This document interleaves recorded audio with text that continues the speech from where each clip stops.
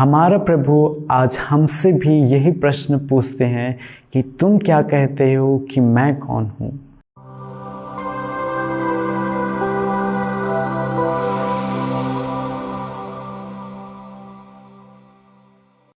मेरे प्यारे भाइयों तथा बहनों, आज पूरी कलीसिया संत पेत्रुस और संत पौलुस का महापर्व मना रही है। यह दो संत हमारे कैथोलिक कलीसिया के लिए स्तंभ माने जाते हैं। इन्होंने अपने जीवंत उदाहरण, अपने विश्वास, प्रेम और ईश्वर को अपने जीवन का केंद्र बनाकर अपना सब कुछ ईश्वरीय कार्य के लिए अपने जीवन को न्यौछावर कर दिया।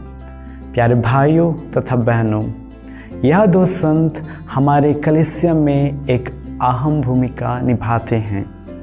संत पेत्रुस जो पहला संत पापा रहे और संत पौलुस जो अपने सुंदर उपदेश और अपने लेखन के द्वारा बहुत सारे अविश्वासियों को एक सही राह दिखाए। इन दोनों के जीवन में हमारे प्रभु यीशु एक अहम भूमिका निभाते हैं। संत मार्कुस के सुसमाचार अध्याय 1 पद संख्या 16 से 18 में हम पढ़ते हैं कि संत पेत्रुस एक साधारण मछुआरा था जो दिन रात जाल लेकर समुद्र में मछली पकड़ता था। लेकिन जब उसने यीशु से मिला तो उसने सब कुछ छोड़कर उसके पीछे चले आया। उसका यह मिलन और सब कुछ छोड़कर यीशु के पीछे हो लेना उसके जीवन का एक महत्वपूर्ण भाग बन गया।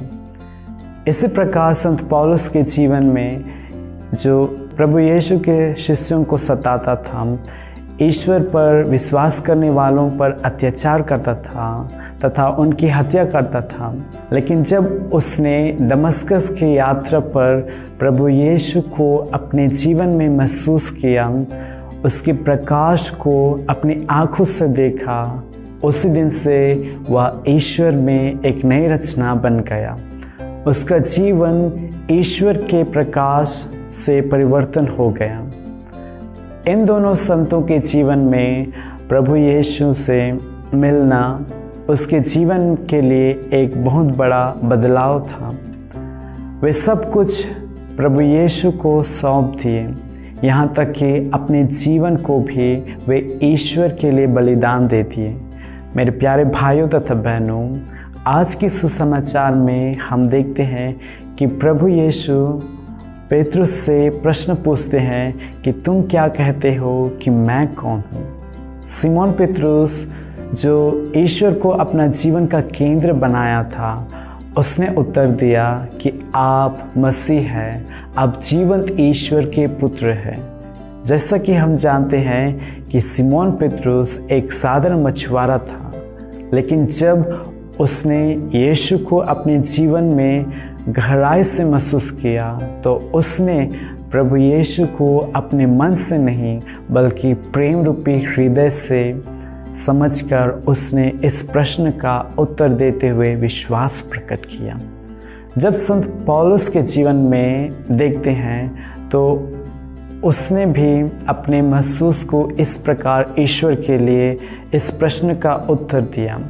गलातियों के नाम अध्याय 2 पद संख्या 20 में, मैं अब जीवित नहीं रहा बल्कि मसीह मुझ में जीवित है। अब मैं अपने शरीर में जो जीवन जीता हूँ उसका एकमात्र प्रेरणा स्रोत ईश्वर के पुत्र में विश्वास, जिसने मुझे प्यार किया और मेरे लिए अपने को अर्पित किया।